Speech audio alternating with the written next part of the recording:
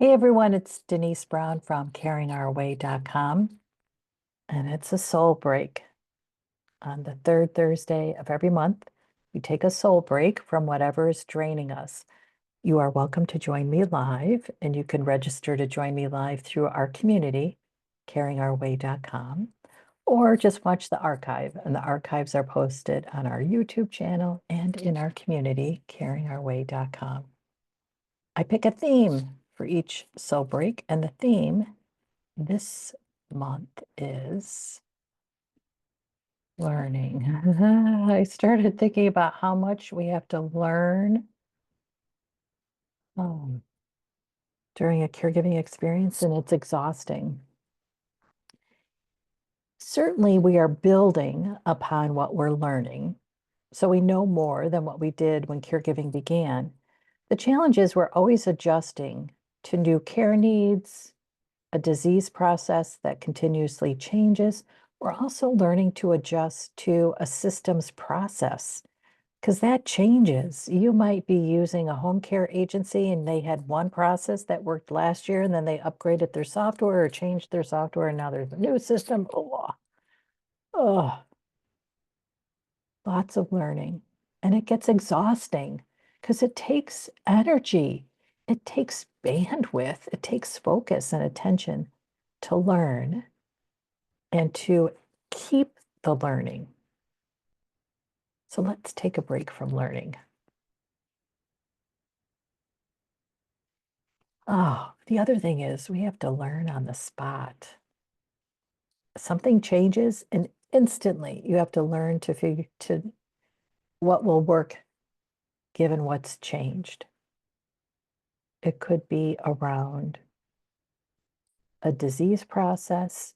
It could be around new help that you have. So for instance, again, you're using a home care agency and there's someone new, a new home health aide, and they require something different in terms of training than the previous one did. So you have to learn on the spot what they need, provide it, and still figure out a way to keep your schedule because you can't be late. There's always something that's waiting for you or someone that's waiting for you.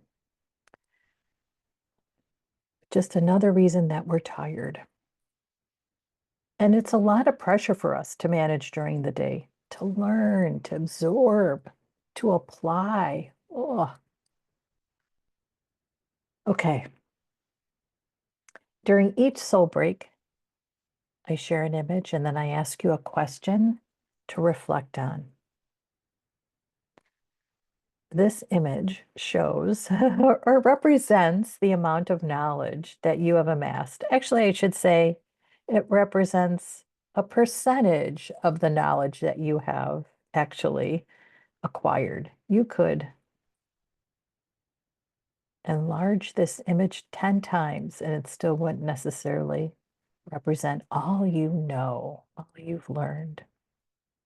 And I think when we have the pressure to continuously learn what's next, we don't necessarily have a chance to sit with what we've already learned. So, my question for you to reflect on is what do you already know? You might have wisdom, you might have life guidance, you might have insights, and they help you today. Again, you have an existing knowledge base. The pressure is to keep building that out. And I'd love for you to sit with what's existing for you that you already know. Maybe what you already know provides comfort and you just haven't necessarily thought about it that way.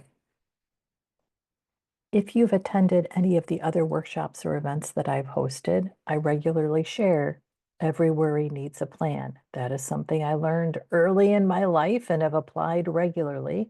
And I like to remember that I have figured out something that works for me. I like to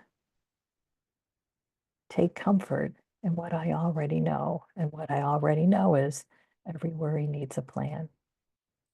What do you know?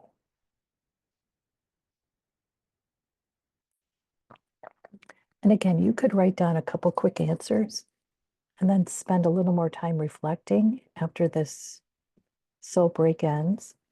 And you could think about, what do you know about relationships, about life, about your caree, about other family members and friends, about yourself? And how does that help you today? What do you already know?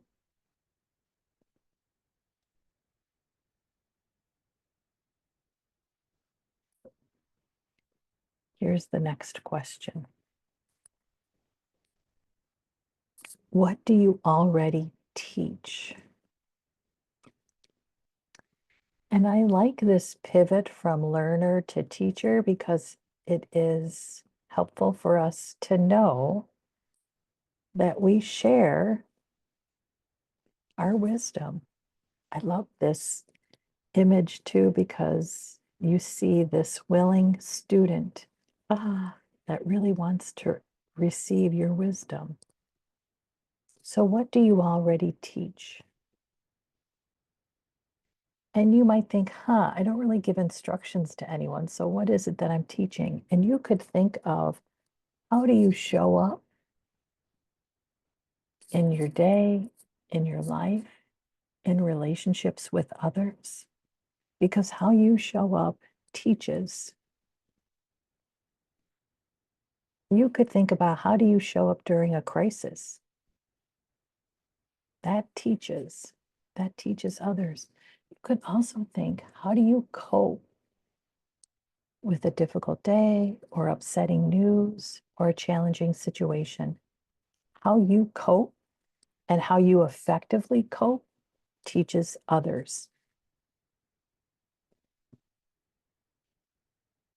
So if we actually combine the two questions, what do you already know and what do you already teach, you can see that there's a line between them. You can draw from one to the other. What do you already know means that you already teach. And it's helpful to just stay with it, reflect on it, celebrate it.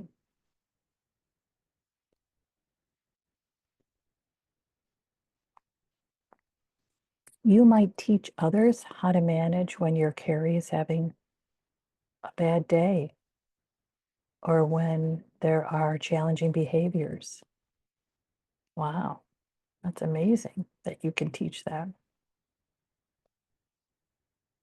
And you know, as a teacher, that there are certain words that work.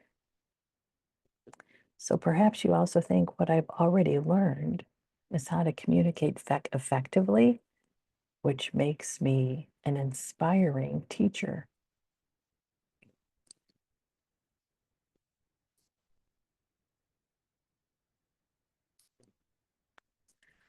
Okay.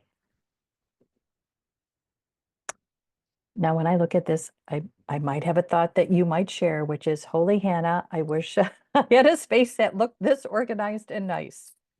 That's not why I picked this image. I picked this image because the third question is, what am I better at today than I was 5 years ago? And this image represents improvement. You could imagine what it looked like before. Before, it wasn't organized like this, but the attention to it, the commitment to it, the focus on it improved it. And it's the same for us. You are better today than you were 5 years ago. And I'd love for you just to write down a couple thoughts of what you're better at. And you might feel like, you know what, I'm better at organizing. You might also think, I'm better at letting go. I don't let the small things trip me up like I did before. What are you better at today than you were 5 years ago? And again, this is an image that shows progression and improvement. It didn't start like this. I can guarantee you, it ended up like this, but only because of the commitment to being better. And you are committed to being better. So I'd love for you to sit with that and acknowledge what you're better at.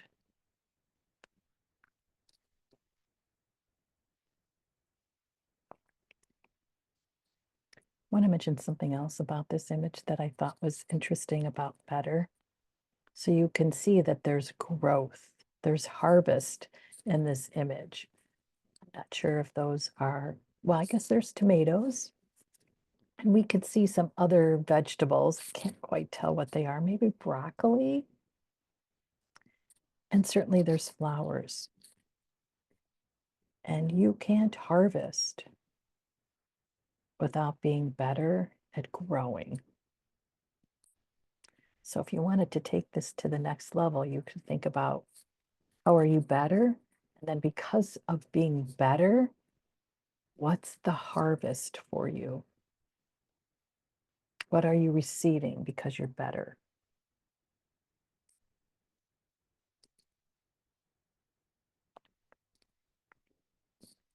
Okay, those are the three questions. And then we move into thinking about what do you believe about learning and teaching, for instance?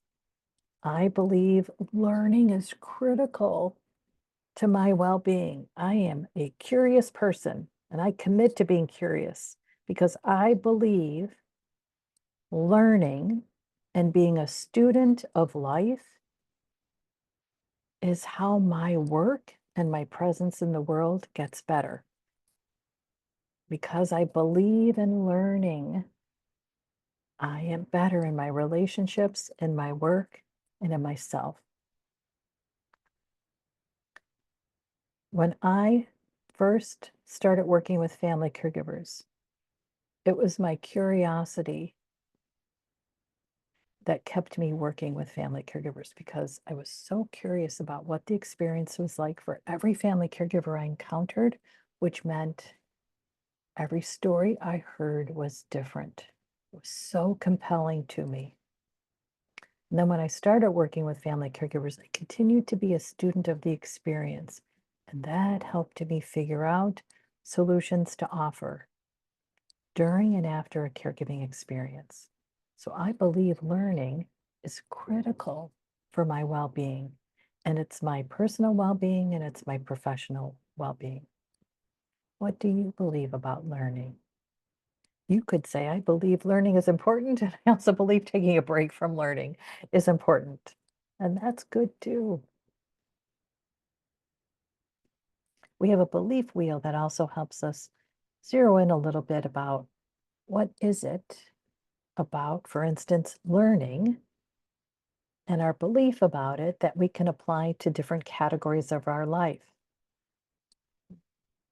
For instance, I believe learning about each member of my family strengthens my relationship with the family system. I believe learning about how we can celebrate the holidays in different ways keeps the magic of the holidays. I believe that learning about my good health helps me make good decisions to keep and maintain my good health. You could create a couple belief statements about learning for just a few of these categories. Or if you look at it, you think, oh my gosh, these words are making me think of other categories of my life that I want to apply a belief statement. That's awesome.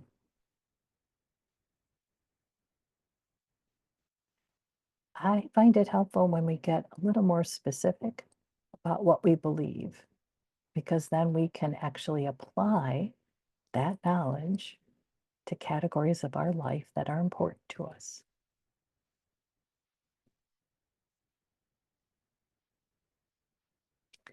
And then we close with one last image. And the question for this image is, what can you observe today? And that's a way for you to continue taking a break from learning while also being engaged in a way to learn. Observing is a way to learn. It's just not necessarily as intense because as an observer, you're more detached. You're not embedded in the experience. You're watching the experience. And from being that observer, you're going to gain insights that help you. And I love this photo because, wow, wouldn't you love to be near this scene and just observe what's happening? Observe how the water flows down the side of the mountain. Observe which birds come and what they do when they arrive. Observe the colors and see what pattern the colors make. Observe the different types of trees and which trees have which colors. The other part of observing is being really present to our senses. What do I hear when I'm near this scene? What might I smell? Maybe there's something that smells delicious in nature. What could I touch? Could I touch the water to get an idea of its temperature? Could I touch a leaf to see what that texture is like? What can I hear?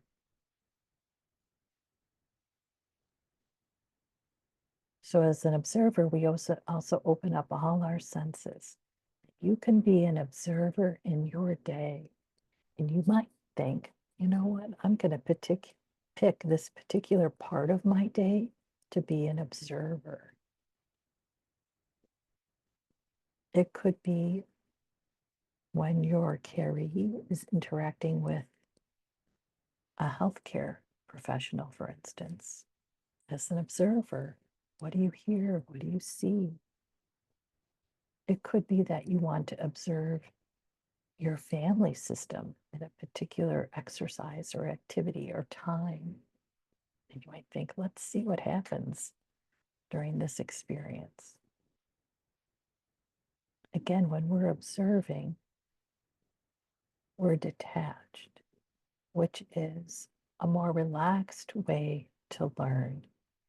And when you are exhausted from the pressure of having to learn, you can think about, when can I step back and simply be an observer? What can you observe today?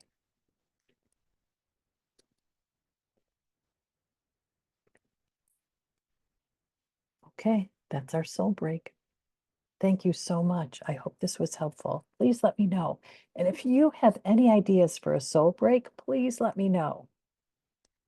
An idea is some experience or situation or feeling, emotion that you think, I'd love a break from this because it just weighs heavy on my soul. Okay, thanks so much. Thanks for all you do. Bye-bye.